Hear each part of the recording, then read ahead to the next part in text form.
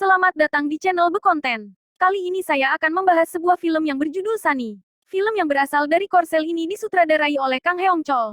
Nggak usah lama-lama, yuk kita langsung mulai alur ceritanya.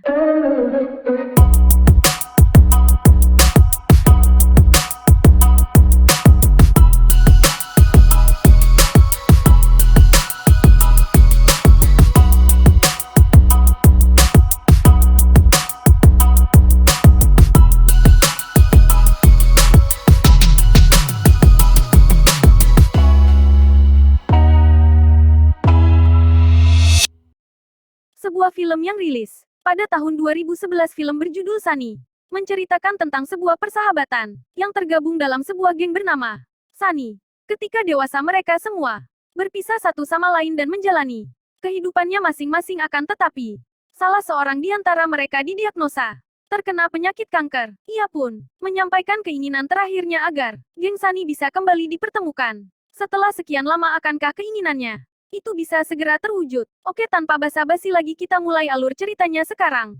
Film ini diawali dengan memperlihatkan seorang ibu rumah tangga yang sedang beraktivitas pagi hari. Wanita tersebut bernama Im Nami. Dialah yang akan menjadi tokoh utama.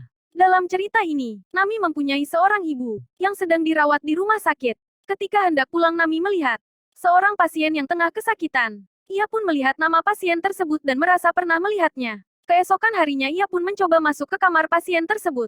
Karena penasaran, pasien tersebut kemudian menyapanya dan terlihat bahagia karenanya. Wanita itu bernama Ha Chun Hua. Dia adalah sahabat dekat Nami ketika masih SMA. Chunhua menjelaskan kepada Nami jika ia terkena penyakit kanker dan hanya akan bertahan selama 2 bulan. Ia pun membuat sebuah permintaan kepada Nami agar bisa melihat geng Sunny sebelum ia meninggal. Flashback ke masa lalu. Ini merupakan hari pertama Nami masuk sekolah. Ia merupakan murid pindahan dari sekolah asalnya yang berada di Provinsi Jeollado. Setelah perkenalan diri di depan kelas, Nami diganggu oleh teman sekelasnya. Akan tetapi Nami ditolong oleh Yang Mi dan Ha Chun Hua. Mereka pun akhirnya berteman. Singkat cerita, bel istirahat pun berbunyi. Im Nami di kantin bersama Yang Mi, Ha Chun Hua. Tidak lama datanglah teman-teman lainnya. Yang pertama ada Wang Jinhee. Dia merupakan sosok yang sangat pintar dalam berkata kasar. Ada juga Seo Gemok. Dia memiliki kepribadian yang cukup keras. Selain itu ada Bok Hee. Dia sangat feminim di kelompok ini. Selain mereka semua, masih ada satu lagi anggota geng mereka. Namanya Suji. Namun dia tidak ikut karena sedang merokok. Nami kembali ke sekolah lamanya dan bertemu dengan wali kelasnya. Ia pun akhirnya bisa mempertemukan Jang Mi dan Chun Hua di rumah sakit. Agenda selanjutnya, mereka berdua kemudian pergi ke kantor detektif swasta agar bisa menemukan anggota yang lainnya. Kembali ke masa lalu. Sepulang sekolah, mereka hendak berkelahi dengan geng Sonyeo Sidae. Im Nami yang baru pertama kali ikut merasa ketakutan dan bersembunyi di belakang. Akan tetapi di tengah perkelahian, tiba-tiba Im Nami seperti kerasukan. Anggota geng lawan pun lari karena ketakutan. Mereka pun berkumpul di rumah Jang Mi. Dan disitulah Nami resmi menjadi anggota ke-7 dari geng mereka. Tak disangka, di sanalah Nami menemukan pria idaman hatinya. Kini akhirnya mereka dapat menemukan Gemok. Mereka pun pergi bersama ke rumah Gemok yang sudah diketahui lokasinya. Gemok terlihat layaknya ibu rumah tangga biasa. Akan tetapi ia selalu diremehkan oleh mertuanya karena tidak bekerja dan hanya di rumah saja. Gemok tidak dapat menemui Chun Hua dan hanya menitip uang untuknya. Di malam harinya, Nami mendapati wajah anaknya yang lebam. Ia pun mendapati anaknya tengah dibuli oleh siswa lain ketika menjemputnya. Nami, Yang Mi, Jinhee dan Chun Hua akhirnya berkumpul di suatu tempat. Mereka pun membalas dendam dan membuat mereka semua jera.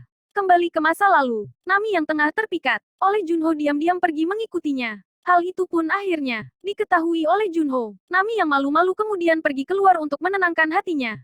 Tak disangka ia bertemu dengan geng musuh. Di sana ia pun dibuli oleh mereka. Tiba-tiba Junho pun datang untuk menyelamat. Ia pun akhirnya diantar pulang oleh Junho dan rasa cintanya kini semakin mendalam.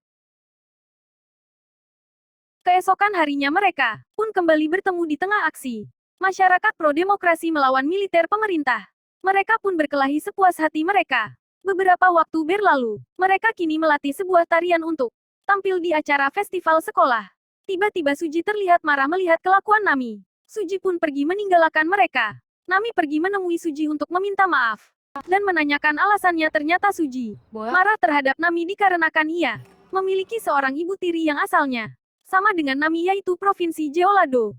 Mereka pun akhirnya minum bersama dan berbagi perasaan satu sama lain hingga Akhirnya mereka pun berbaikan dan menangis bersama. Nami dan Jiang Mi akhirnya menemukan keberadaan Bok Hee. Keadaannya terlihat sangat menyedihkan. Nami pun membujuknya untuk mencari pekerjaan lain. Bok Hee akhirnya menangis karena tak tahan akan hal yang dijalaninya. Nami kembali menjenguk Chunhua dan ia pun diberikan sebuah CD olehnya. Nami mencoba memutar CD tersebut yang berisi sebuah pesan untuk diri mereka di masa depan.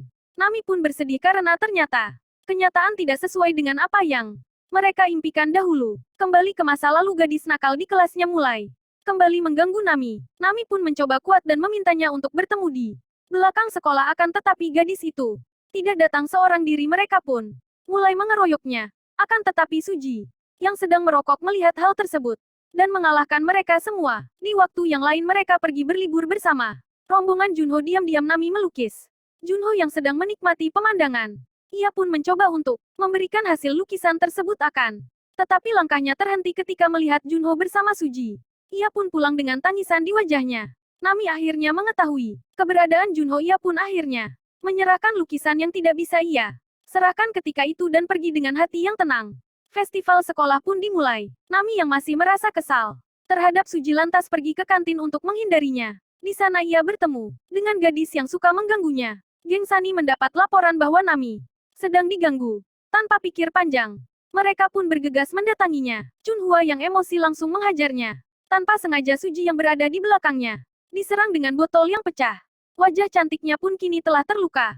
Mereka pun akhirnya dikeluarkan dari sekolah. Mereka pun berkumpul di depan rumah Suji karena mengetahui Suji yang berusaha untuk bundir. Di sana mereka pun membuat sebuah janji bahwasanya suatu saat nanti mereka akan bertemu kembali dan menarikan tarian yang tidak bisa mereka tampilkan saat ini.